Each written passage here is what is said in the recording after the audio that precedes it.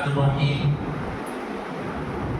إن الحمد لله نحمده ونستعينه ونستغفره ونعوذ بالله من شرور أنفسنا وسيئات أعمالنا من يهده الله فلا مضل له ومن يضلل فلا هادي له وأشهد أن لا إله إلا الله وحده لا شريك له وأشهد أن محمدا عبده ورسوله يا أيها الذين آمنوا اتقوا الله حق تقاته ولا تموتن إلا وأنتم مسلمون يا أيها الناس اتقوا ربكم الذي خلقكم من نفس واحدة وخلق منها زوجها وبث منهما رجالا كثيرا ونساء واتقوا الله الذي تساءلون به والأرحام إن الله كان عليكم رقيبا يا أيها الذين آمنوا اتقوا الله وقولوا قولا سديدا يصلح لكم أعمالكم ويغفر لكم ذنوبكم ومن يطع الله ورسوله فقد فاز فوزا عظيما أما بعد فإن خير الحديث كتاب الله وخير الهدى هدى محمد صلى الله عليه وسلم وشر الأمور محدثاتها وكل محدثة بدعة وكل بدعة ضلالة وكل ضلالة في النار. أعوذ بالله من الشيطان الرجيم بسم الله الرحمن الرحيم وقضى ربك ألا تعبدوا إلا إياه وبالوالدين إحسانا إما يبلغن عندك الكبر أحدهما أو كلاهما فلا تقل لهما أف ولا تنهرهما وقل لهما قولا كريما. وعن عبد الله بن عمرو رضي الله عنهما قال رسول الله صلى الله عليه وسلم رضا الله في رضا الوالدين وسخط الله في سخط الوالدين.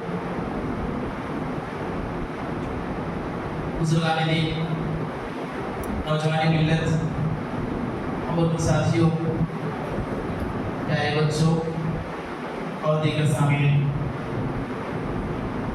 تمام قسم کی تعریف و توصیف، بڑائی و بزرگی اس وحدہ لا شریک خالق کائنات مالک ارض و سما کو لائق و سزاوار ہے، جو ہم سب کا خالق، مالک، مدبر و پالنہار ہے، جس نے اس دنیا کو ہم جیسے اشرف المخلوقات سے رچایا، بسایا، زیب و زینت بخشا اور اس دنیا میں اکثر چیز کو جوڑے جوڑے کر کے پیدا فرمایا.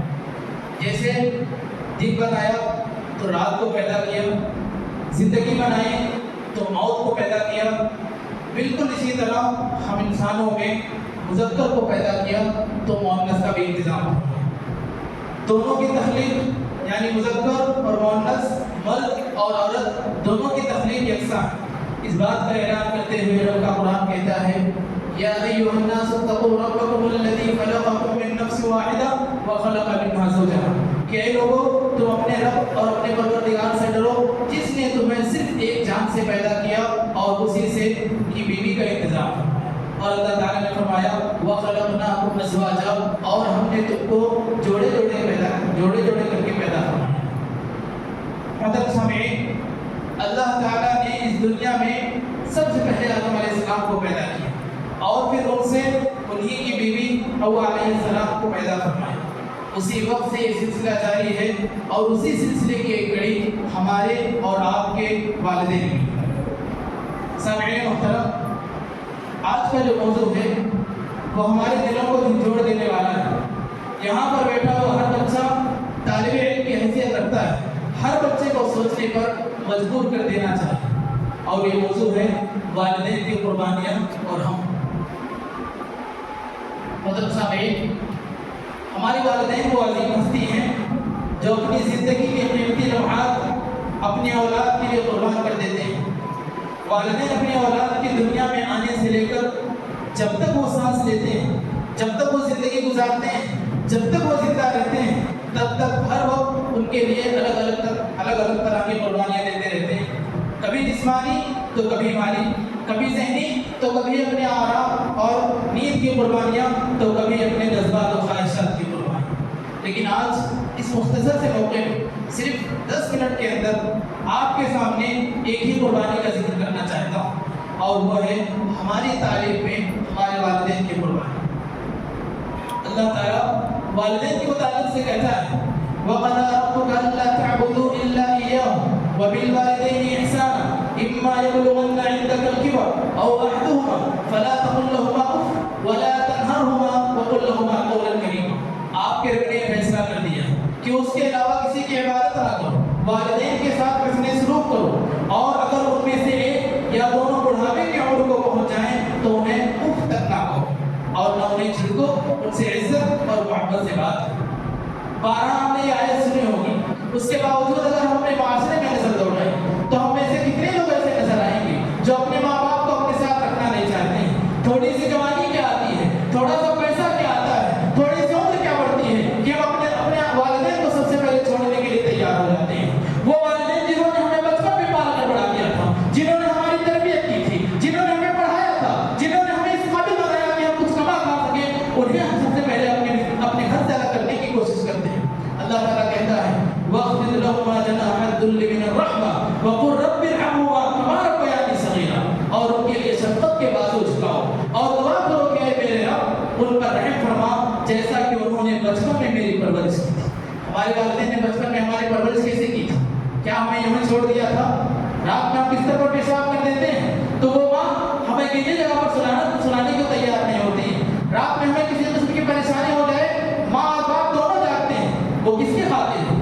صرف ہمارے لیے. بڑے ہونے کے بعد اگر ہم ان کے ساتھ ان کا بدلہ نہیں لے سکتے ہیں، ان کے ساتھ نرم رویہ اختیار نہیں کر سکتے ہیں، یوں تو جو انہوں نے بچپن میں ہماری پرورش کی، اگر زندگی بھر ہم ان کے ساتھ حسن سلوک کرنا چاہیں تو ہم ان کا قرض ادا نہیں کر سکتے ہیں. لیکن ان کا قرض ادا کرنا تو بہت دور کی بات ہے. ہم میں سے بہت سارے لوگ اپنے والدین کو بڑھاپے کے وقت میں چھوڑ دینا مناسب سمجھتے ہیں. اولڈ ایج ہاؤس یا اولڈ ایج ہوم میں بہت سارے لوگوں کو آپ دیکھیں گے کہ ان میں سے ہمارے اپنے درمیان رہنے والے مسلمان ہیں جو انہوں نے اپنے ماں باپ کو وہاں پر جا کر چھوڑ دیا. کیا وہ بچے یا وہ نوجوان اپنے ماں باپ کو نہیں رکھ سکتے ہیں؟ کیا اپنی بیوی بچوں کے ساتھ انہیں اپنے گھر میں رہنا یہ گوارا ہوتا ہے کہ ان کا وہ گھر جن ماں باپ کے ذریعے سے بسا ہے وہ اپنے ماں باپ کو چھوڑ دیں؟ دل تو گوارا نہیں کرتا ہے، لیکن لوگ نہ جانے کیوں یہ کام کرنے پر مجبور ہوتے ہیں اور جیسے ہی ان کے پاس تھوڑی سی جوانی آتی ہے وہ اپنے ماں باپ کو الگ کر دیتے ہیں. بے شمار احادیث اس بات پر دلالت کرتی ہے کہ ہم اپنے والدین کے ساتھ نرم پہلے اختیار کریں. قرآن کی آیت جو بھی آپ کے سامنے تلاوت کی گئی، قرآن کہتا ہے اف نہ کرو. اف یعنی اگر ہمیں کوئی کام کو کرنے کو کہتے پریشانی اور تکلیف ہو تو ہم اف نہیں کہہ سکتے، لیکن اس کے باوجود اف کہنا تو بہت دور کی بات ہے. ہم انہیں مارنے دوڑتے ہیں، ہم ان کی نافرمانی کرتے ہیں، ہم ان کے ساتھ برا سلوک کرتے ہیں اور ہم ان کی باتیں بالکل بھی نہیں مانتے ہیں. جبکہ قرآن کہتا ہے چاہے جتنی تکلیف ہو جائے اگر والدین کی اطاعت اور فرمانبرداری میں کسی قسم کا کوئی گناہ نہیں ہے تو تم اف تک نہ ہو. ہمارے پاس طاقت نہ ہو اس کے باوجود اگر ہمیں وہ کام کرنے کو کہیں تو ہم اس میں اپنا ہاتھ بڑھانے کی کوشش کریں، چاہے وہ کام گرچہ ہم نہ کر سکتے. عبداللہ بن عمر رضی اللہ عنہ کی روایت پڑھی گئی، اس میں آپ صلی اللہ علیہ وسلم فرماتے ہیں رضا اللہ فی رضا الوالدین وسخط اللہ فی سخط الوالدین، کہ اللہ تعالیٰ کی رضامندی والدین کی رضامندی میں اور اللہ تعالیٰ کی ناراضگی والدین کی ناراضگی میں. اگر ہم میں سے ایک شخص بہت زیادہ نیک، متقی ہے، پرہیزگار ہے اور وہ یہ سمجھتا ہے کہ میں کل وقت نمازوں کا اہتمام کرتا ہوں، صدقات و خیرات کا اہتمام کرتا ہوں، نماز روزے اور حج و زکات دیتا ہوں، اور اس کے باوجود اللہ رب العالمین مجھ سے خوش ہوگا اور اسی کے پاس رہنے والے ماں باپ اگر اس سے ناراض ہیں تو یہ ساری کی ساری عبادتیں ادھوری رہ جائیں گی. یہ عبادتیں قبول ہونے سے قاصر ہو سکتی ہیں. لہٰذا اگر ہمارے والدین ہم سے ناراض ہیں تو پہلے انہیں منانے کی کوشش کی. ہم نے جو غلطیاں کی ہیں پہلے ہم اپنے والدین سے معافی مانگنے کی ضرورت ہے، تب جا کر کے حقوق اللہ ہمارا قبول ہو سکتا ہے.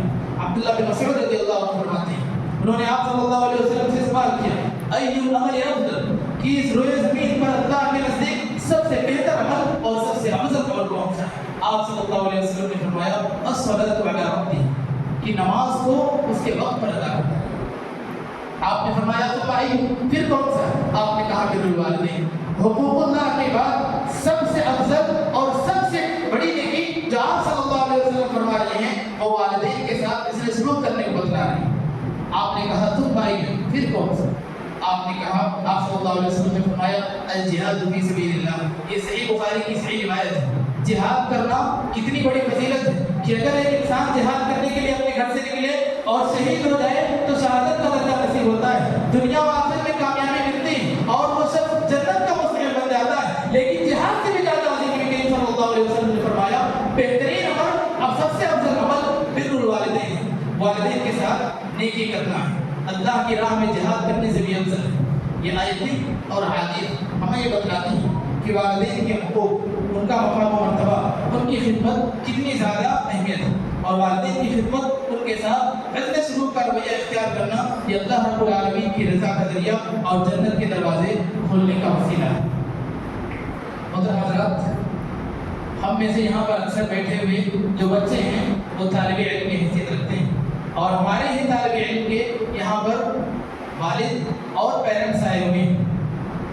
جہاں تک بات ہے ایک ماں کی، تو ایک ماں اپنی اولاد کو دین اور دنیا کی تعلیم سکھانے کے لیے، تعلیم و تربیت کے لیے، دین اور دنیا کا ہنر دینے کے لیے پریشان رہتی ہے، کیونکہ ہر والدین کی خواہش ہوتی ہے کہ ان کے اولاد پڑھ لکھ لیں تاکہ وہ ایک اعلیٰ اور عرفہ مقام پر پہنچ جائیں، اور اس مقام کو بنانے کے لیے ایک ماں اپنی دن اور رات کا آرام، چین، سکون چھوڑ کر اپنے بچوں کو مدرسے کا کام کراتی ہے، پڑھانے لکھانے میں مصروف رکھتی ہے، اسکول یا مدرسہ جانے سے پہلے ان کا ٹفن تیار کرنے کا انتظام کرتی ہے، ان کے کھانے پینے کا ہر طرح سے خیال رکھتی ہے، چاہے وہ خود بھوکی رہے، لیکن کبھی بھی ایک ماں اپنی اولاد کو بھوکا نہیں رکھتی ہے۔ راتوں کو اٹھ اٹھ کر اپنی اولاد کی کامیابیوں کے لیے دعائیں کرتی ہے، ان کے لیے ہوم ورک کرانے کے لیے اپنی خواہشات کو قربان کر دیتی ہے، اپنی نیندیں قربان کر دیتی ہے، کیوں؟ تاکہ میرا بچہ ایک اونچے مقام پر پہنچ جائے۔ تو وہیں ایک باپ کی قربانیاں بھی کم نہیں ہوتی ہیں۔ باپ وہ ہوتے ہیں جو صبح سے لے کر شام تک اپنی اولاد کے لیے محنت کرتا ہے، یہ کوئی معمولی بات نہیں ہے۔ ہم طلبا یہاں پر رہتے ہیں، ہمیں اپنے والدین کے بارے میں معلوم نہیں ہوتا ہوگا کہ میرا باپ صبح جاتا ہے، شام میں آتا ہے، وہ ہمارے لیے جو رزق حاصل کرتا ہے، وہ رزق حاصل کرنے میں اسے کتنی پریشانی آتی ہوگی، لوگوں کی ڈانٹ پھٹکار سکتا ہے، پھر بھی رزق کماتا ہے، اپنا سکون، اپنی صحت، اپنی خواہشات کو چھوڑ کر اپنے بچوں کے مستقبل کے لیے فکر کرتا ہے۔ اکثر اوقات والدین اپنے اولاد کی تعلیم اور تربیت کے لیے اپنی ضروریات کو بھی قربان کر دیتے ہیں۔ جن چیزوں کی انہیں ضرورت ہوتی ہے، اگر اس میں بچے کے لیے وہ قربانی دینے کی ضرورت پڑ جائے تو اپنے بچے کو وہ قربانی دینے کے لیے تیار ہو جاتے ہیں۔ وہ قرض لیتے ہیں، وہ غریبی برداشت کرتے ہیں، ان کی مہنگی مہنگی فیسیں ادا کرتے ہیں، اور ان کے لیے مہنگی مہنگی کتابوں کا انتظام کرتے ہیں، یہاں تک کہ وہ اپنی خواہشات کو جینا چھوڑ دیتے ہیں۔ وہ اپنی خواہشات چھوڑ کر اپنے بچوں کے پڑھنے لکھنے اور کامیاب انسان بنانے کی فکر میں لگ جاتے ہیں۔ ان کے بچے بھی علماء کی صف میں کھڑے ہو جائیں، دین اور دعوت کا کام کر سکیں، ان کی اولاد بھی دنیا میں ان کے لیے آنکھوں کی ٹھنڈک اور آخرت میں جنت میں جانے کا سبب بن سکے۔ اگر ہم ان باتوں پر غور کریں تو ہمیں سوچنے کی ضرورت ہے کہ کیا ہم ان کی محنت کا حق ادا کرتے ہیں، کیا ہم ان کی قربانیوں کی قدر کرتے ہیں، کیا ہم ان کی خواہشات کا احساس کرتے ہیں، کیا ہم ان کی چاہت کو پورا کرتے ہیں، کیا ہم اتنی محنت اور لگن سے پڑھتے ہیں کہ ہمارے والدین کا خواب پورا ہو سکے۔ انہیں بچوں میں سے ہم میں سے ہر والدین کی خواہش اور ہم میں سے ہر والدین کا یہ خواب ہے کہ آج میں یہاں پر کھڑا ہوں تو آنے والا بچہ یہاں پر کھڑے ہونے کا خطیب بن سکے۔ یہ مسلح یا پھر عباد الرحمان یا پھر کہیں پر حیدرآباد میں ہمارا بچہ امامت کر سکے۔ ہمارے پاس بہت سارے والدین آتے ہیں، کہتے ہیں کہ میں آپ کی جگہ میرے بچے کو دیکھنا چاہتا ہوں، میں یہ چاہتا ہوں کہ میرے بچے بھی امامت کریں۔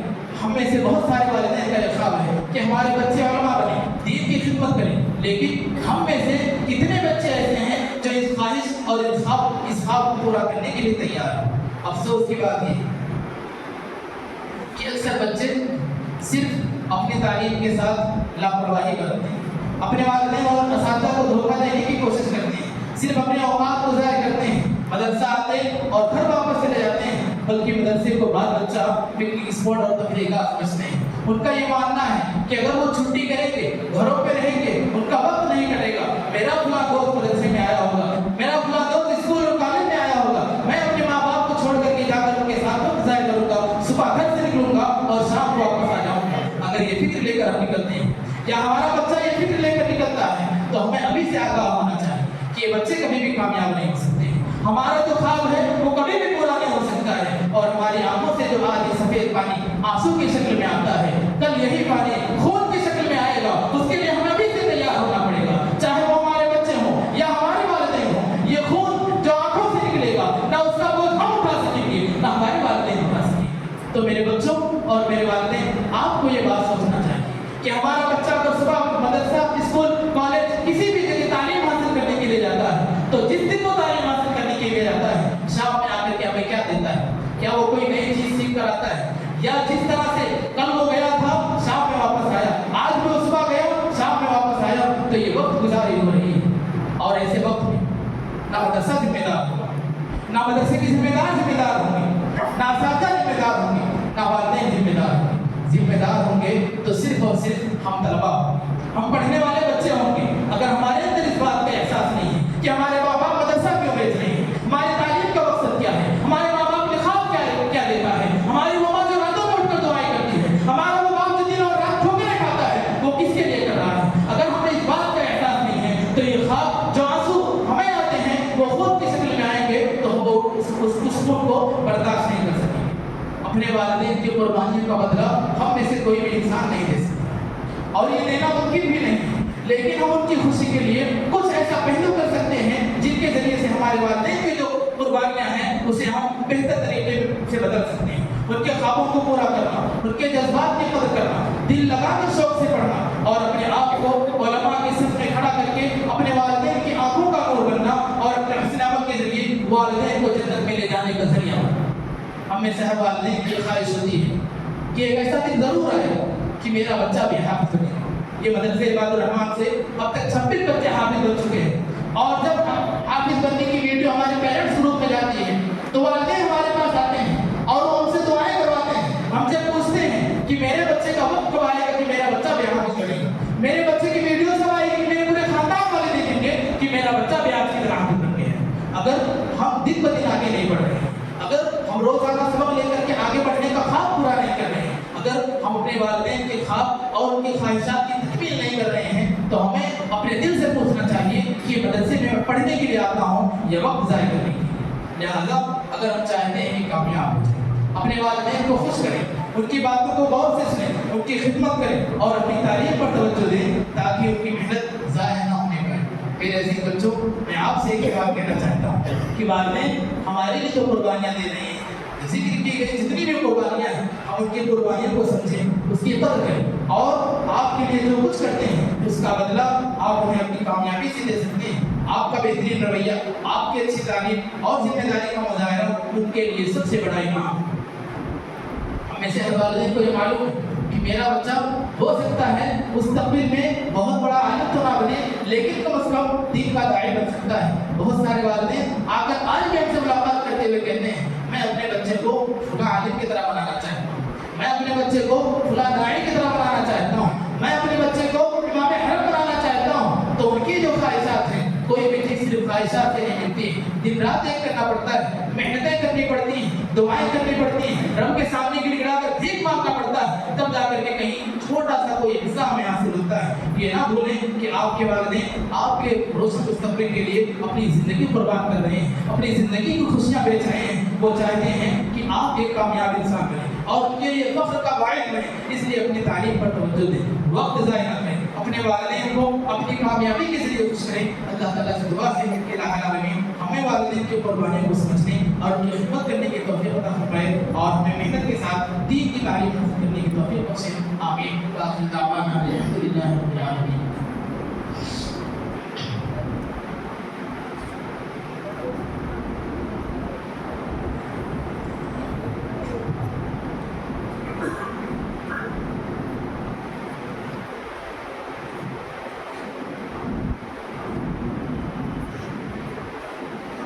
الحمد لله نحمده ونستعينه ونستغفره ونعوذ بالله من شرور انفسنا وسيئات اعمالنا. من يهده الله فلا مضل له ومن يضلل فلا هادي له واشهد ان لا اله الا الله وحده لا شريك له واشهد ان محمدا عبده ورسوله. اما بعد فان خير الحديث كتاب الله وخير الهدى هدى محمد صلى الله عليه وسلم وشر الامور محدثاتها وكل محدثة بدعة وكل بدعة ضلالة وكل ضلالة في النار. إن الله وملائكته يصلون على النبي يا أيها الذين آمنوا صلوا عليه وسلموا تسليما. محترم حضرات، آج کا دن جو جمعہ کا دن ہمارے پاس آتا ہے، ہفتے میں ایک ایسا دن آتا ہے جس دن کا سورج باقی دنوں سے مختلف ہوتا ہے اور وہ جمعہ کا دن ہے۔ جمعہ کے دن کی فجر کی نماز بقیہ دنوں کے فجر کی نماز سے مختلف ہوتی ہے۔ جمعہ کے دن کی فجر کی نماز کا ثواب بقیہ دنوں کی فجر کی نماز کے ثواب سے الگ ہوتا ہے، لہذا آج کے دن کی صبح کی ابتدا ہماری فجر کی نماز سے ہونی چاہیے۔ دوسری بات یہ ہے کہ جمعہ کا دن ہمارے لیے عید کا دن ہے، اور جب یہ دن آئے تو اس کے لیے جو بھی سنت ہے ہم اس سنت پر عمل کرنے کی کوشش کریں۔ تیسری بات یہ ہے کہ آج کے دن خطیب کے ممبر پر بیٹھنے سے پہلے یا مؤذن کی اذان شروع ہونے سے پہلے مسجد میں آنے کی حتی الامکان کوشش کریں، تاکہ جو فرشتے گیٹ پر بیٹھ کر ہمارا نام درج کرتے ہیں اللہ کے پاس ہمارا نام بھی درج ہو جائے۔ چوتھی بات یہ ہے کہ آج کے دن سورہ کہف پڑھنا نہ بھولیں، اور پانچویں بات یہ ہے کہ زیادہ سے زیادہ نبی کریم صلی اللہ علیہ وسلم پر درود پڑھیں۔ اللهم صل على محمد وعلى آل محمد كما صليت على إبراهيم وعلى آل إبراهيم إنك حميد مجيد اللهم بارك على محمد وعلى آل محمد كما باركت على إبراهيم وعلى آل إبراهيم إنك حميد مجيد إن الله يأمر بالعدل والإحسان وإيتاء ذي القربى وينهى عن الفحشاء والمنكر والبغي يعظكم لعلكم تذكرون ولذكر الله أكبر والله يعلم ما تصنعون